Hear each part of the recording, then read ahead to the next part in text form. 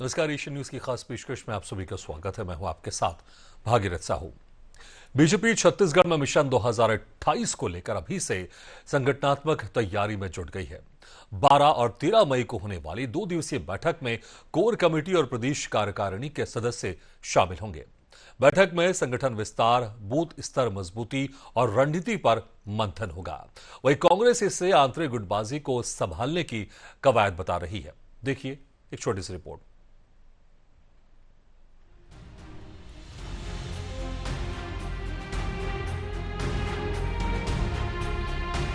BJP Chhattisgarh में अब mission 2028 की तैयारियों में जुट गई है।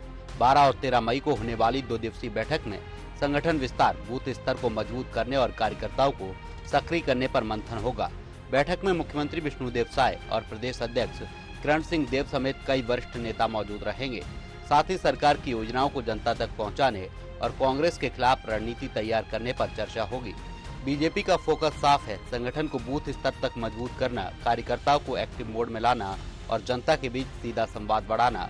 बैठक में महिला आरक्षण के मुद्दे पर कांग्रेस के खिलाफ निंदा प्रस्ताव भी लाया जा सकता है। इस पूरे मामले पर मंत्री श्याम बिहारी जायसवाल और प्रदेश कांग्रेस अध्यक्ष दीपक बैज ने कहा कि बीजेपी सरकार में 2.5 साल के भीतर असंतोष और गुटबाजी बढ़ गई है, इसलिए बड़े नेताओं को हालात संभालने बैठक करनी पड़ रही है। अब क्या है, भारतीय जनता पार्टी में गुटबाजी चरम पर है और इस गुटबाजी को कहीं ना कहीं कैसे कंट्रोल किया जाए, वो इसके लिए मंथन कर रहे हैं, उसके लिए शिविर आयोजन कर रहे हैं। और नंबर 1 दूसरा कारण, अभी सुशासन त्योहार में पूरी तरह से आम जनता समस्याओं का अंबार लगा रही है सरकार के पास और कुछ काम हुआ नहीं है।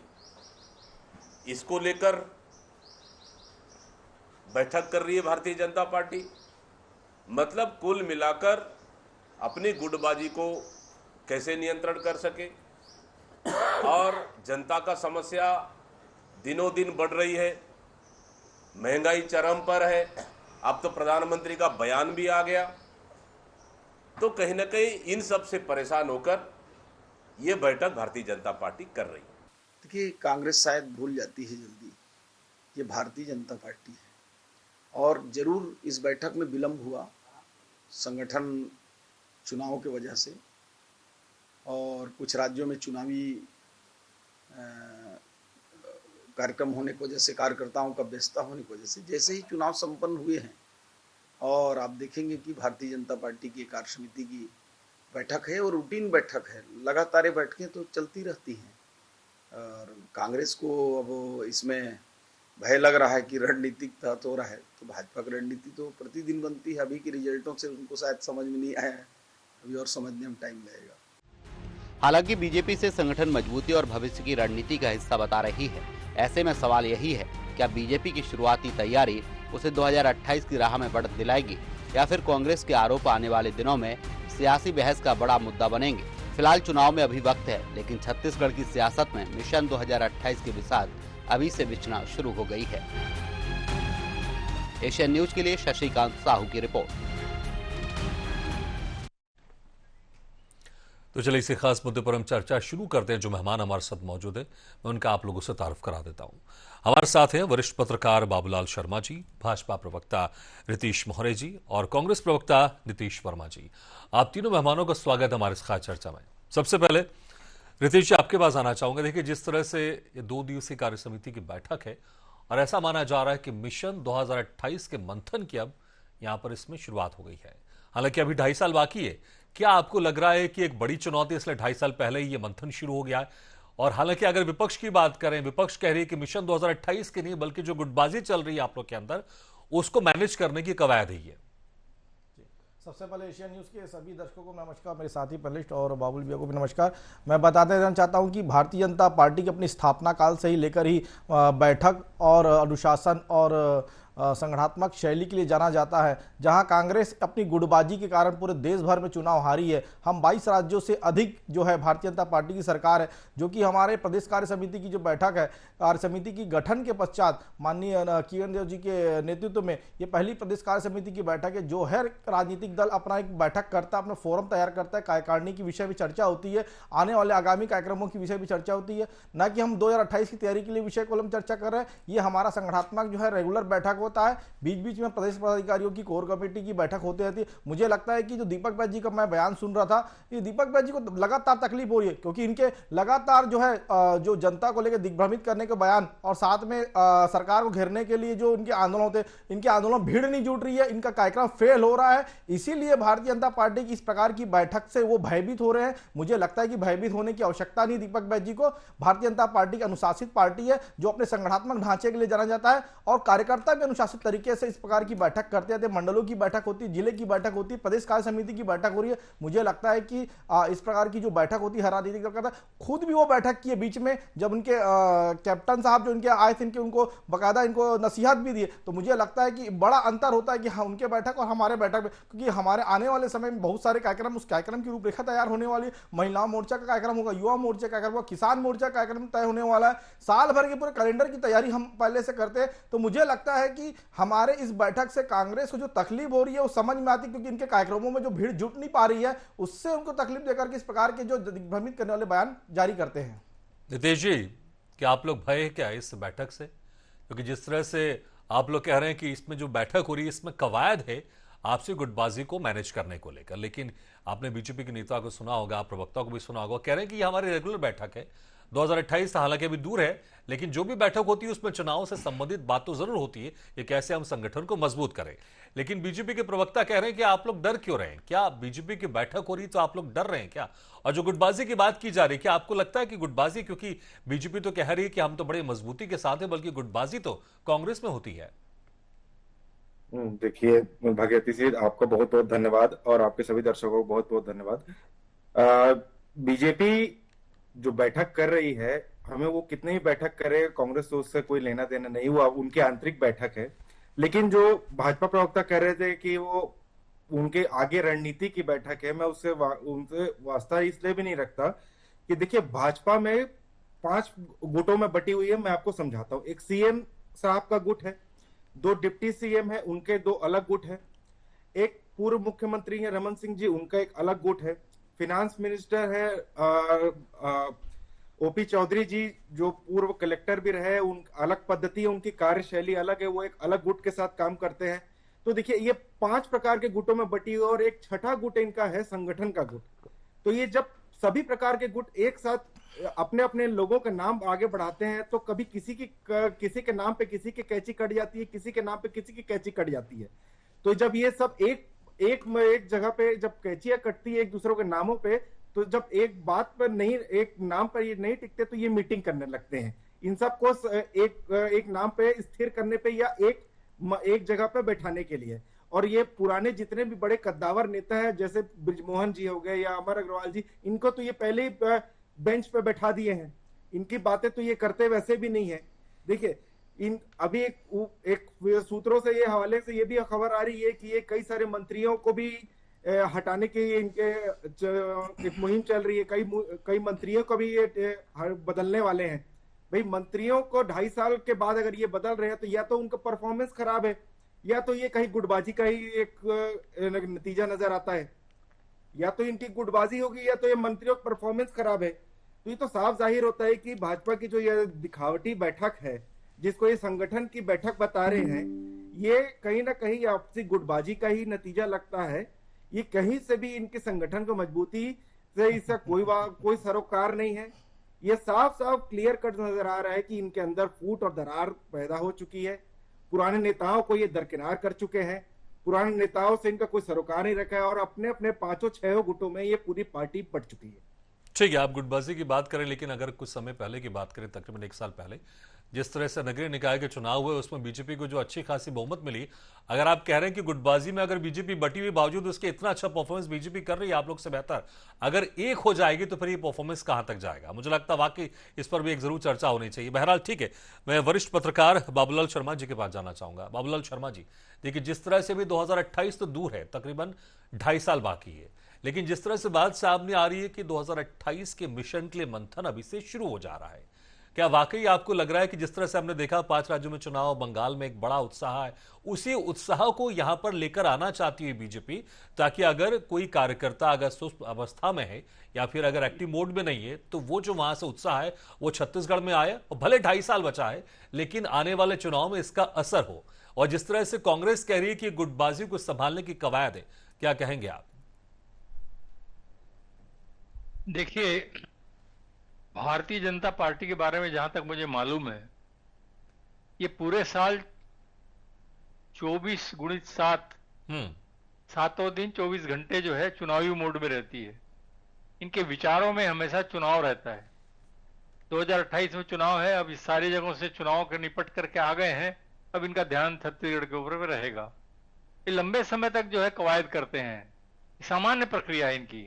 भारतीय जनता पार्टी की सामान्य प्रक्रिया है कि लगातार बैठकें करके जो है वो अपनी समस्याओं को समझते हैं और उसको खत्म करने का प्रयास करते हैं। और सबसे बड़ी चीज जो है इनके, सबसे बड़ा जो ताकत है इनके पास में, भारतीय जनता पार्टी की सबसे बड़ी ताकत है आरएसएस।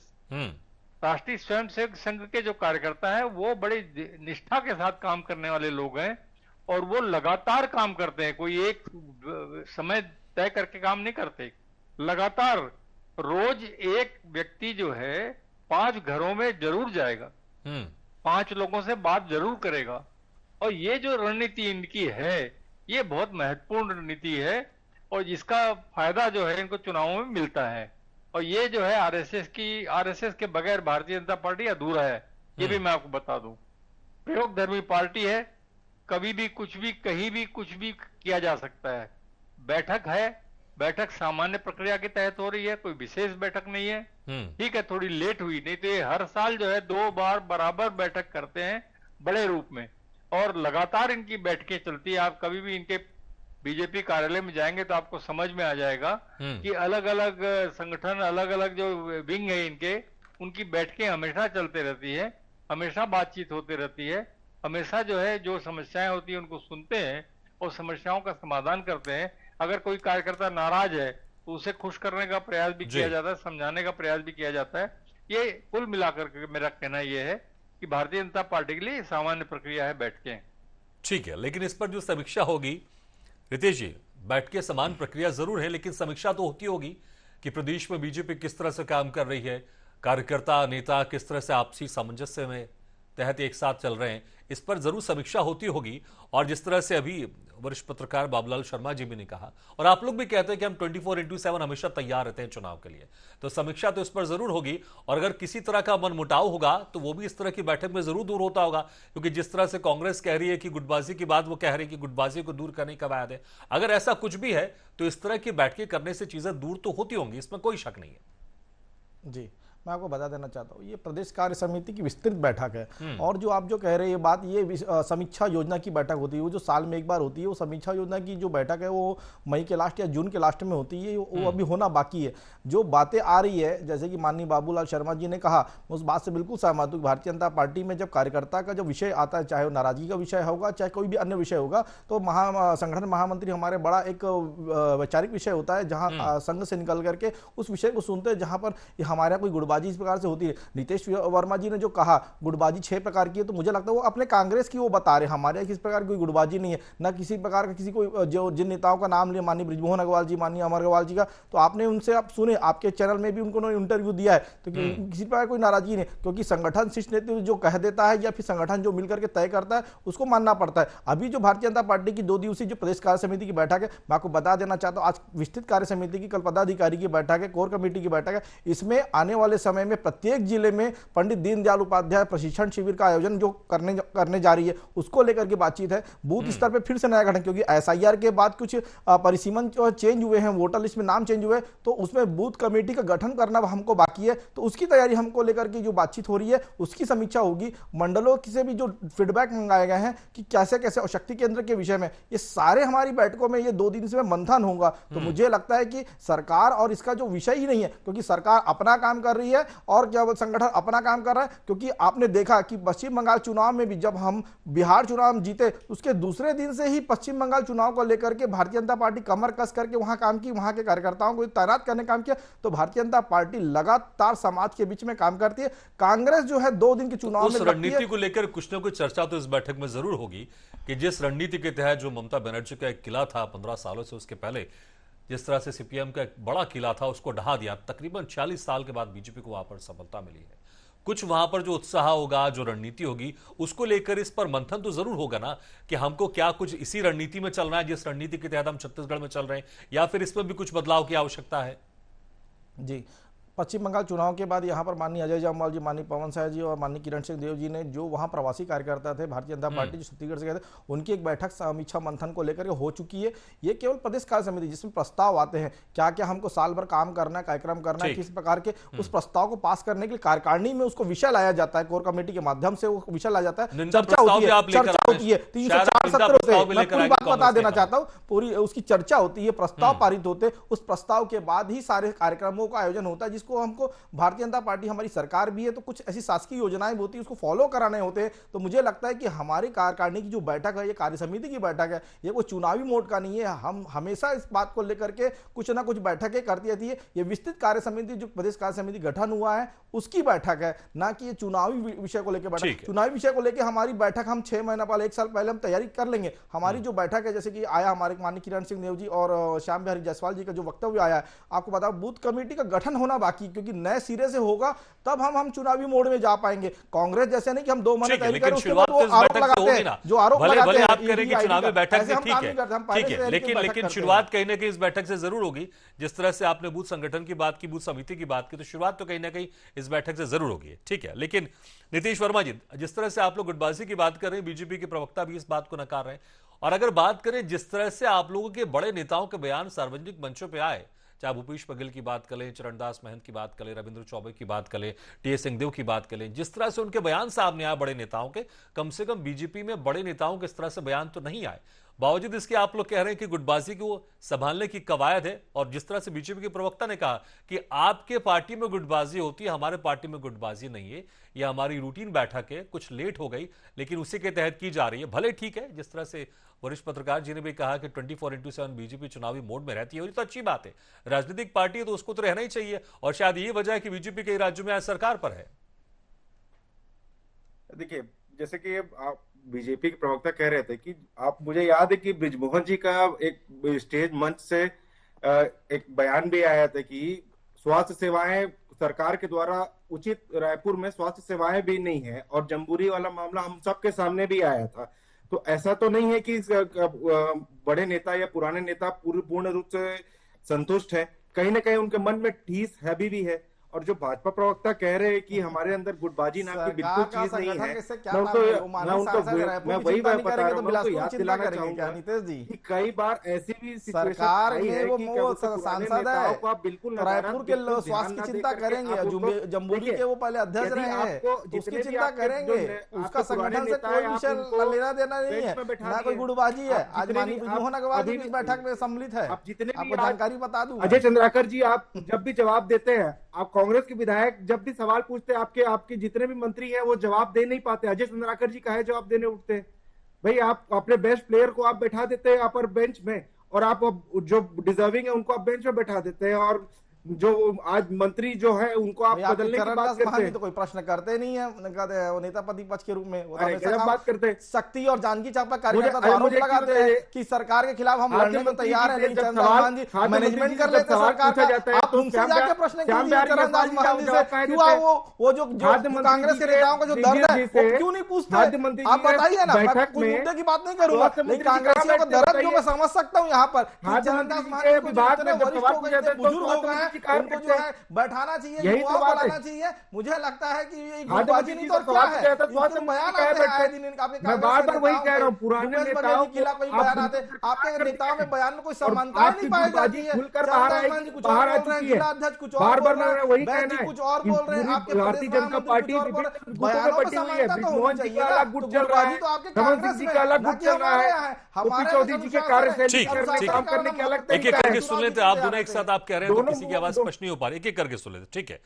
नीतीश जी अपनी बात आप कंप्लीट कर दीजिए। लेकिन जिस तरह से अभी आपने देखा होगा कि बीजेपी के प्रवक्ता कह रहे हैं कि भाई गुटबाजी तो आपके अंदर ज्यादा है, और जिस तरह से आप बृजमोहन अग्रवाल की बात कर रहे हैं वो तो चिंता करेंगे ना, और रायपुर के सांसद है तो उसकी बात तो करेंगे।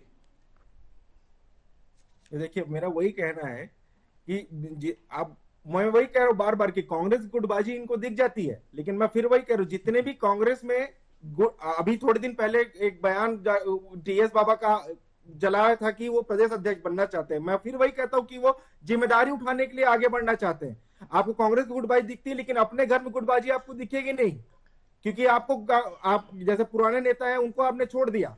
पूर्व सीएम है रमन सिंह जी, उनका एक अलग पैरेलल लाइन चल रहा है, वो आपको बिल्कुल नहीं दिखेगा। ओपी चौधरी जी अब अलग पैनल चला रहे हैं, वो आपको नहीं दिखेगा। विजय शर्मा जी का अलग गुट चलता है, वो आपको नहीं दिखेगा। अरुण साहू जी का मुख्यमंत्री बनना तय था, लेकिन उनके बजाय आप विष्णुदेव साय जी का बन गया था। चलिए, मुख्यमंत्री को तो लेकर आप लोग की सरकार में भी जिस तरह से 2.5 साल का एक फॉर्मूला था, वो फॉर्मूला सक्सेस नहीं हो पाया। शायद हो सकता है शायद 2018 में, और जिस तरह से एक फॉर्मूला लेकर आए फिर 2023 में उसका कहीं ना कहीं खामियाजा आपको भुगतना पड़ा था। ठीक है, इसको लेकर जरूर चर्चा होती रहेगी। लेकिन बाबूलाल शर्मा जी, देखिए जिस तरह से गुटबाजी की बात दोनों एक दूसरे के ऊपर डाल रहे हैं कि भाई हमारी पार्टी तो ठीक है, तुम्हारी पार्टी तो उसमें ज्यादा गुटबाजी होती है। लेकिन राजनीतिक पार्टी जब तक चुनाव ना जीते, और जिस तरह से चुनाव जीती जा रही है उस पर जरूर ध्यान केंद्रित होता है, क्योंकि अगर गुटबाजी किसी भी पार्टी के अंदर है लेकिन उसको लगातार सफलता मिल रही है और दूसरी पार्टी को सफलता नहीं मिल पा रही है, तो फिर यह जरूर तो सामने आएगा ना कि गुटबाजी शायद दूसरी पार्टी में ज्यादा होगी, इसलिए उसको ज्यादा चुनौती का सामना करना पड़ रहा है सरकार बनाने में। लेकिन अगर क्या वाकई अगर गुटबाजी अगर है भी, तो इस तरह की बैठक से वो गुटबाजी कम तो होगी। और कहीं ना कहीं ये बैठक शायद इसलिए भी की जाती होगी, तमाम जिस तरह से बीजेपी के प्रवक्ता कह रहे हैं कि नहीं ये कोई 2028 का कोई मिशन नहीं है, उसको लेकर कोई चुनावी बैठक नहीं है। लेकिन हर बैठक में एक मंथन के बाद उसमें जो चाहे नेताओं की अगर गुटबाजी की बात कर लें वो शायद दूर होती होगी, कार्यकर्ताओं की एक उसमें एक एक्टिवनेस ज्यादा होती होगी, और सामने एक पूरा प्लान होता होगा किस तरह से हमको अपनी पार्टी को लेकर और आगे जाना है, जनता के बीच में जाना है और मजबूत बनना है। मेन इशू यही रहता है बैठक का, जो अंतिम में 3 बातें आपने कही हैं। गुटबाजी अगर है तो समाप्त करना, कार्यकर्ता नाराज है तो उसे खुश करना, और जो है पार्टी को किस तरह से आगे ले जाना जो चुनाव जीत सके। ये 3 ही मेन चीज रहती हैं। देखिए, मैं आपको एक बात बता दूं कि कांग्रेस की गुटबाजी जो है वो साफ साफ दिखती है, प्रत्यक्ष दिखती है, और लोग रिएक्ट करते हैं, प्रत्यक्ष आकर के रिएक्ट कर देते हैं अपनी गुटबाजी को। लेकिन जो है भारतीय जनता पार्टी में भी गुटबाजी है, नहीं है ऐसी बात नहीं है, लेकिन वो गुटबाजी को घुटबाजी बोलिए आप। घुटते रहते हैं लेकिन कोई बोल नहीं पाता, मन में रहता है लेकिन कुछ बोल नहीं पाते, वो गुटबाजी है। तो वो उस गुटबाजी के अंदर में अजय चंद्राकर जैसे लोग, राजेश मुनत जैसे लोग, धर्मलाल कौशिक जैसे लोग, लता हुसैन, पुनीलाल मोहले, धर्मजीत सिंह, रेणुका सिंह, गोमती साय, इस तरह से जो है खुद बृजमोहन अग्रवाल भी जो है हैं, वो गुटबाजी की जगह पे घुटबाजी की स्थिति में है, कुछ बोल नहीं पाते, अंदर ही अंदर घुटते रहते हैं। कभी कभी जो है बृजमोहन अग्रवाल जो है वो रिएक्ट करते हैं, लेकिन बड़े सोफिस्टिकेटेड ढंग से रिएक्ट करते हैं ताकि उनके ऊपर में किसी प्रकार की आंच ना आए। उस तरीके से वो एक इशारा करते हैं, वो एक टेल टिस्टर की भूमिका अदा करते हैं, पूंछ उमटने की, कि सरकार को ये करना चाहिए। तो उस तरीके से जो है, देखिए प्रयोगधर्मी पार्टी भारतीय जनता पार्टी पूरी दुनिया जानती है, किसी को भी कहीं भी हटा सकती है, कहीं भी बेच सकती है, कोई बड़ी बात उसके लिए नहीं है। नए से नए चेहरे को लाके खड़े कर दे, कई मुख्यमंत्रियों का आपका उदाहरण आपके सामने है। आज जो है कहीं भी देख लीजिए आप, इस तरह के प्रयोग वो करते रहती है, और इस तरीके के प्रयोगों के चलते ही जितने नाम मैंने अभी लिए थे उनको आज सिर्फ विधायक बना करके बैठा दिया है।